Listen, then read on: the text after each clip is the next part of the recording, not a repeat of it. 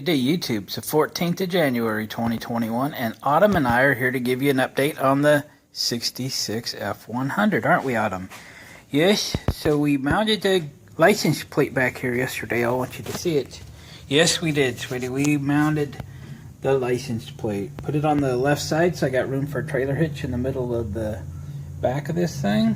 So we got the license plate mounted. I'm going to get a LED light that actually attaches to the license plate to light it up, because I do got the wire back there for the license plate light. What else we got? Did I tell you I took the dash pad out of this thing? I still got the trim on the seat and so forth. But the dash is going to clean up pretty good. Maybe not perfect, but pretty good. I also took that radio out of the dash and left a huge hole in the dash. So I'm still thinking about what to do with that. So we've got some other videos posted where we're kind of diagnosing the gauges and things that aren't working just right in here. But, you know, all that stuff's coming around. I'll show you something that I've had for a number of years, picked it up at a swap meet, that I was thinking of using in this truck. This is called a cockpit from Panasonic, and it is an overhead console that goes from basically where the rearview mirror is towards the back of the cab. And it is an audio system with a dome light. Check this out. So, I know it's upside down. Stereo power amplifier. It's got a graphic equalizer. Got a little spectrum analyzer. It's an AM/FM cassette. I mean, it is what it is. But it's really cool. These were kind of designed for like sports cars that didn't come with radios, that don't have room in the dash, and stuff like that. I've been waiting for a project to use this on since I've had it. It's on almost pristine condition, and I think I'm going to at least mock it up in the truck, see how it looks, as I've got to build a custom headliner for it anyway. What do you think of that, huh? These things, after I bought it, I kind of looked them up. Again, been a number of years ago. I think they were trying to sell for around 250 bucks or something. So it does have a dome light connection with the door switch. It's got a left and a right little spotlight. I know it's really dirty from hanging in here for a while, but it'll clean up again like new. We've got to string a few wires up there, and gosh, that'll be cool, right? So yesterday I picked up this aluminum intake manifold off Marketplace for 100 bucks. You can see it's been just slightly used. It has virtually no marks on it, except I took a bunch of old masking tape off the base plate there. So this is ready to go on. I've ordered a 600 Edelbrock manual choke vacuum secondary carburetor for it. It's been shipped for 2 days now. I should have it pretty soon. Also ordered a number of other things. And let's get into why the valve covers are off of this. And yes, I've removed the intake manifold and carburetor off of it. This carburetor is jacked. Somebody has already removed all of the choke linkage off of it, so it's flapping in the breeze. It's old school. It's garbage. Send that on. So, let me plug some lights in. So yesterday I started putting the new nuts on the rocker shaft studs, and I have to say they didn't fit any different than the originals that I had. And again, I tried to adjust the valves, engine not running, and a couple of these were bottoming out, like I had mentioned earlier, and I thought, well, I'll get the right nuts and this will all be better. Well, it wasn't better. I still had some bottoming out. I kind of took things apart, and I had realized that these little bearings that give you that half sphere on the bottom there, a couple of them wouldn't slide down past the threads very easily. So I was cleaning up those shoulders on those bolts and putting them back in and readjusting them, and you can see some of the threads are just super long. And so I go, man, I think I got short push rods. So I took a couple out. Actually, I took the intake manifold off so I could see the lifters and see what's going on. I figured it was coming off anyway. I started pulling a couple push rods out and measuring them. They appear to be like new, and they appear to be correct length. I don't have a caliper or micrometer that could accurately measure them, so I kind of tape measured them, and they came out where they should be. So, what does that mean? I think I got a flat cam, and we're going to have to pull this thing apart. So, that's what's happening. Yesterday I ordered a stage 3 RV cam. It's just under 500 thousandths lift, 286 duration, something like that. Anyway, should be a nice, 5,500 RPM cam for this thing. So today's the day. We'll get the water pump off, get timing cover off, get the alternator off. We're going to replace the alternator and timing cover. I don't know, I'm probably going to run with the fuel pump. Sometimes you can change to a new fuel pump and you end up with a worse pump than what you started with. So we'll probably go with that. So it's time to take this motor apart and make it great again, right? So that's what's going to happen. So I got a couple things I'm working on, and we're going to get to tearing out the water pump off of this thing, and let's get the cam out of it, get all the lifters out. And ordered cam lifters and a new timing set. Going back together, we'll get a new water pump, a new alternator, obviously new gaskets. The radiator and the radiator hoses on this thing were absolutely garbage. I guess the radiator's still in it. In fact, the bottom hose is still on it. This is the radiator's probably okay, but it's a 6-cylinder radiator, obviously. Yeah, we can't have that. The old flexi hose that goes over to the passenger side of the truck, because that's where the radiator inlet is. When I revved it up, the hose was actually collapsing. So we certainly have some flow issues going on here. So time to get rid of all that, get all new hoses and new heater hoses and new fan belt, and let's just make this thing new and reliable and all that. I got a new distributor coming for it. I did just order a stock distributor. The old one, the mechanical advance in it's just not even returning. So the timing's all over the place. It's got one of those vacuum retard canisters on it. So I just hate the whole thing. So I'm replacing it with a new stock distributor.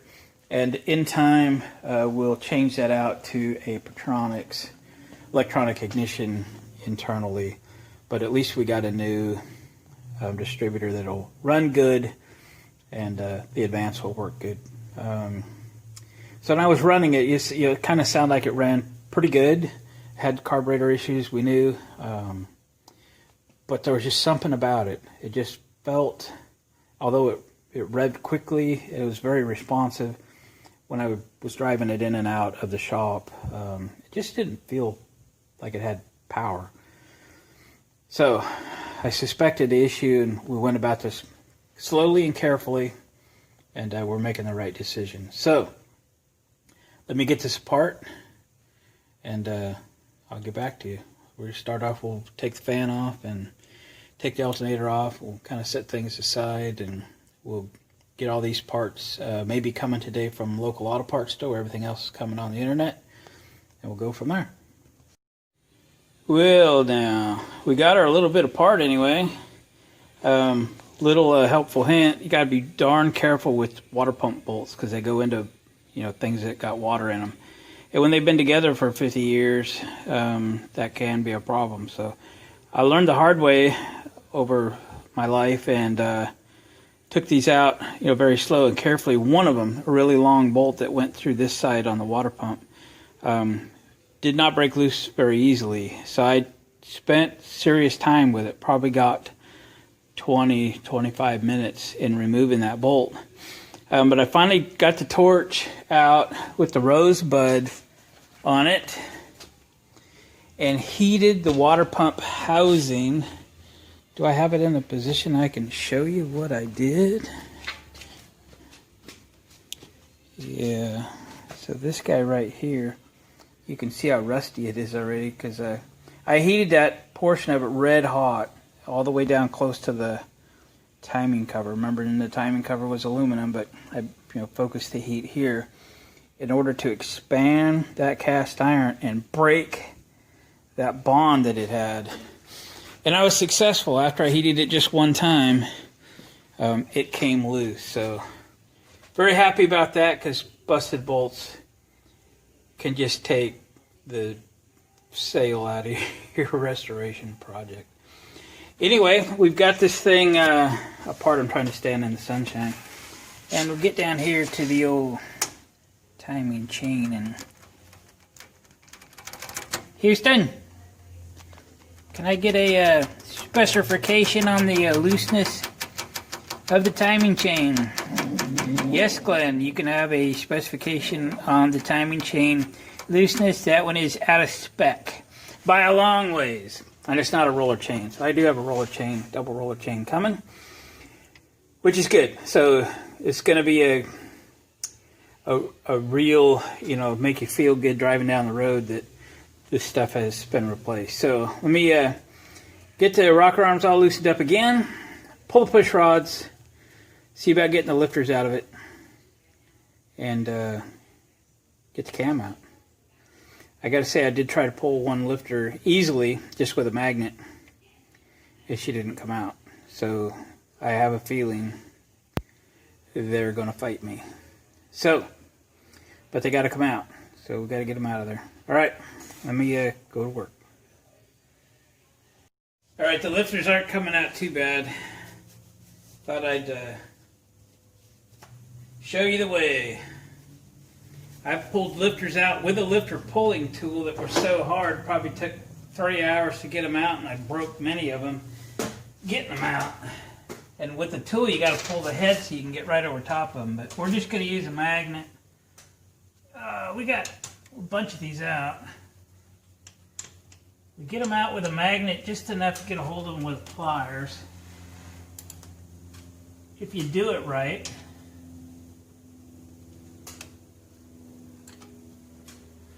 And wiggle them up till we can get a hold of the middle.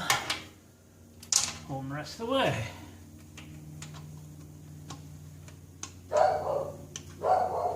Autumn keeps thinking that there's somebody out there. We keep going out there, and there's nobody there. There's another one. See, these are coming just fine. They're just a little bit of build up on the bottom is all. They're not mushroomed, which is good. You expect the worst when you are thinking you've got a flat cam, which is what we think we got here.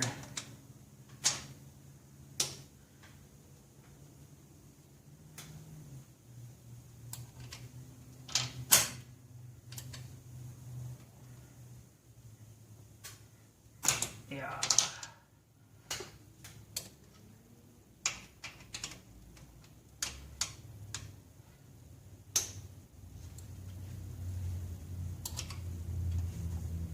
I don't know if you can totally see, but that's how we're doing it.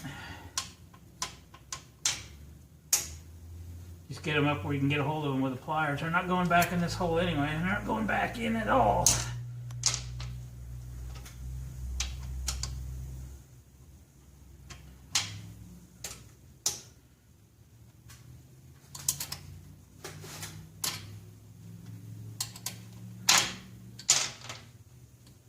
More to go.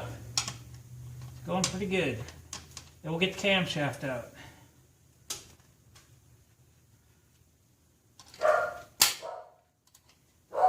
Yeah. 3 to go.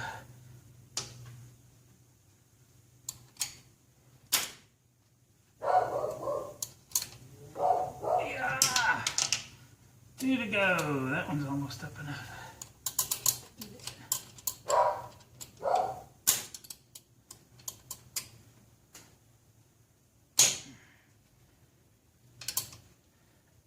Yeah. Anyway, you get the idea. 2 to go. Give my back a break. I'll check back with you in a second. We'll get the cam out. Okay, I took a piece of all thread and a miscellaneous bolt and a rod coupler to, it's just a 3/8/16 thread, piece of all thread, into the cam, so I've got something to leverage it with so we can get it out of there without screwing up cam bearings and stuff. So just gives you a lever. I'm hoping it comes out far enough that maybe I can take part of this off or even all of it off and get the cam out without hitting the grill. Nice and slow. Trying to lift on the rear. Find the hole. There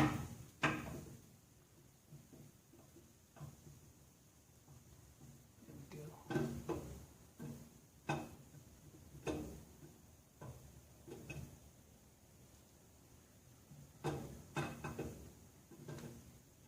Okay, I'm going to take the all thread out now. With a 6-cylinder, you probably got to lose the grill because your cam's longer, your engine's closer to the front. But this engine's a long ways back, so should be good. Here we are. There we are. All right. How we doing?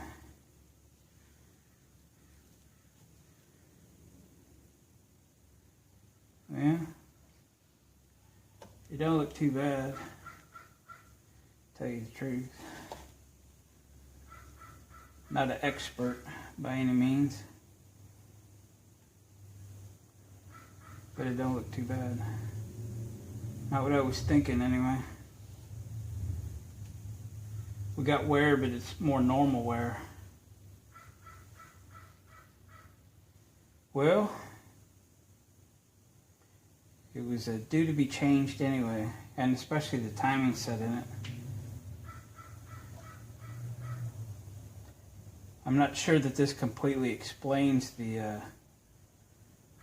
lack of rocker arm height exactly, but it is what it is. All right, we'll just set this aside, and I think for now I'm in a mode of just getting this thing cleaned up, and we're waiting on parts, so it's going to be a few days. So I think we'll end this video here. We'll wait for cam lifters, timing set gaskets. I'm going to pick up locally water pump, top bottom radiator hose, the bypass hose, that 90-degree hose that goes between the intake manifold next to the radiator hose. There's a little bypass hose that goes to the water pump. Got that. I'll get about 8 feet of 5/8 heater line, heater hose. Got a brand new 3-core aluminum radiator with a shroud and 2 fans coming. I'm not going to run a mechanical fan. For the short term, I'll put the fan on a toggle switch inside. Later, a toggle switch will be one way to turn it on, and I'll put a like a 190-degree thermostat in it to automatically turn on the fan. I may have one. I just need to look around for it a little bit. Yeah, that and other stuff, right? Carburetor's coming. Some other parts are coming. Can't even remember everything now. But we got her tore down. We got the cam out of it. I hope we're done chasing the problem, but you know what? It is what it is. We'll figure it out as we go. We'll get the cam in, and we'll take this thing one step at a time. All right, guys? Thanks for watching. Comment and subscribe, and make sure you hit the notification so that you'll be notified when we hit another video. Probably be a couple more days or a few more days before we put anything else out on this truck, just doing little stuff. And then we'll get back to it when the parts arrive. Always got to wait for something, don't we? We'll catch you on the next one.